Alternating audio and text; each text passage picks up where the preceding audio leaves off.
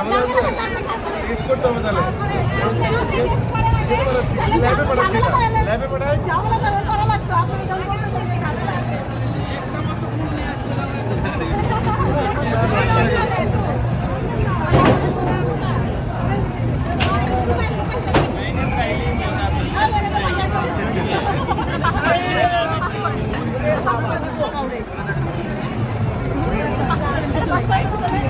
তাহলে কি আর তারপরে কি